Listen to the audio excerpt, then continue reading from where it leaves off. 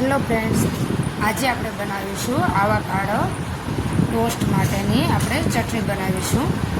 તો તેના માટે મેં કોથમરીની ડાળખીઓ અને આદુ 1 ઇંચ લીધું છે અને 3 થી 4 લીલા મરચાં લીધા છે અને કોથમરીના પાન પણ 1 બાજુ લઈ લીધું છે. બરફ એડ કરીશું કેમ કે આપણી ચટણીનો કલર એકદમ ગ્રીન જ રહે અને આવાકાડો આવો બ્રાઉન કલરનો લેવો, જે પ્રેસ કરતાં થોડું ઓછું લાગે એવો, અને વચ્ચેથી આ રીતે કટ કરી લઈશું આપણે.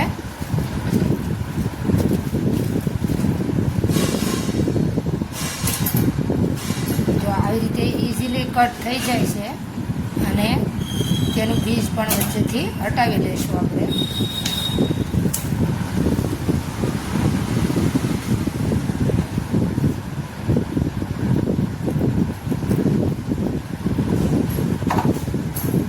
આપણે વચ્ચેનો પલ્પ બધો લઈ લઈશું મિક્સી જારમાં.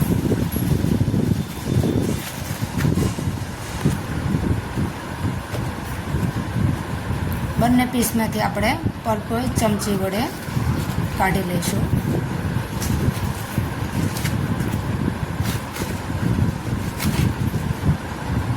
હવે તેની અંદર મેં 2 ચીઝ ક્યુબ છીણીને લઈ લીધા છે, જેથી આપણી ચટણી એકદમ ક્રીમી અને સ્મૂથ સરસ બને. હવે તેમાં હું સેન્ડવિચ સ્પ્રેડ લઉં છું, 1.5 ચમચી જેટલું લઉં છું. 1 ચમચી આખી અને 1 અડધી લઉં છું. તમારી પાસે હોય તો એડ કરજો, નહીં તો તમે મેયોનીઝ પણ યુઝ કરી શકો છો.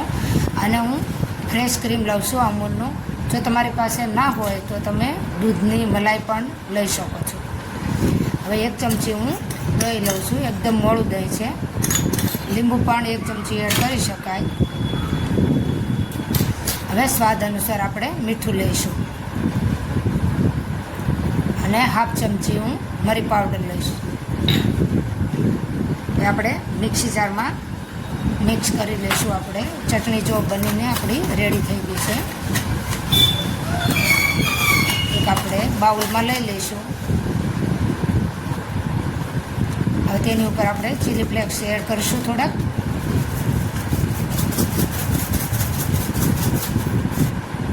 અને ઓરેગાનો. ઇટાલિયન સિઝનિંગ કરવાથી ખૂબ જ ટેસ્ટ વધી જાય છે ચટણીનો, તો ચોક્કસથી એડ કરજો ફ્રેન્ડ્સ. હવે ઝીણી ઝીણી સમારેલી આપણે ધોઈ લીધેલી છે કોથમરી એડ કરીશું, અને તેની અંદર ઝીણા સમારેલા ટામેટાં 1 ચમચી જેટલા લીધા છે મેં. 2 ચમચી જેટલા કેસરી ગાજર છે એ લીધું છે મેં, અને 2 ચમચી કેપ્સિકમ લીધા છે ઝીણા સમારીને. સારી રીતે આપણે ચટણીને મિક્સ કરી લઈશું. તો ચાલો, હવે આપણે જે છે, તમારી પાસે વ્હાઈટ હોય તો એ પણ લઈ શકો છો.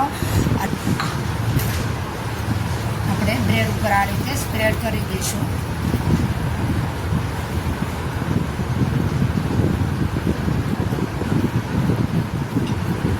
બંને બાજુ બટરને સ્પ્રેડ કરી દઈશું. તમારી પાસે ઘી હોય તો ઘી પણ ચાલે.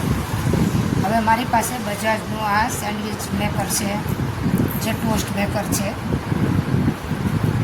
તેમાં ટોસ્ટ કરી લઈશ. જો તમારી પાસે ના હોય તો તમે કઢાઈમાં પણ ટોસ્ટ કરી શકો છો. બંને સાઈડ ફેરવી અને સરસ બ્રાઉન કરી લેવાના. કઢાઈમાં પણ સરસ રીતે થઈ જાય છે.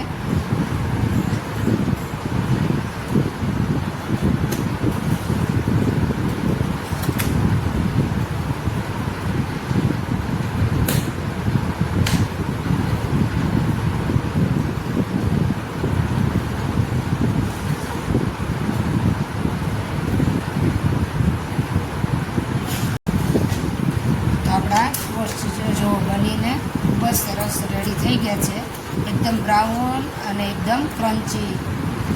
જો તમે જોઈ શકો છો, બંને ટોસ્ટ આપણે લઈ લઈશું.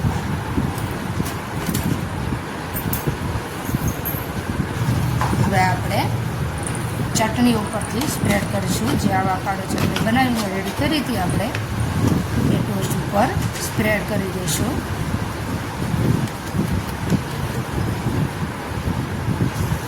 તો ફ્રેન્ડ્સ, તમને મારી રેસીપી ચેનલ કેવી લાગે છે તો લાઇક શેર કરવાનું ના ભૂલતા, સબસ્ક્રાઈબ કરી લેજો અને બાજુમાં રહેલી બેલ આઇકન પર ક્લિક કરી જ લેજો.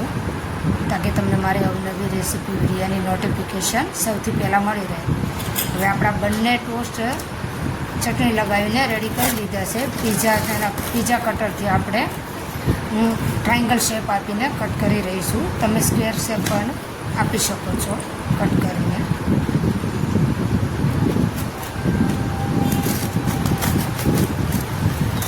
આપણે બંને ટોસ્ટને આ રીતે કટ કરી લઈશું. તો છે ને એકદમ ક્રીમી આપણી ચટણી અને ક્રન્ચી ટોસ્ટ બહાર ખૂબ જ મોંઘા મળે છે ફ્રેન્ડ્સ. તો ઘરે આપણે એકદમ સસ્તા બનાવી શકીએ છીએ. હવે ઉપરથી હું ઓરેગાનો ફરીથી સ્પ્રેડ કરું છું અને થોડા ગાર્નિશિંગ માટે ચીલી ફ્લેક્સ એડ કરું છું. તમે જોઈ શકો છો કેટલી સરસ આપણી બ્રેડ આવાકાડો ટોસ્ટ બનીને રેડી થઈ ગયા છે.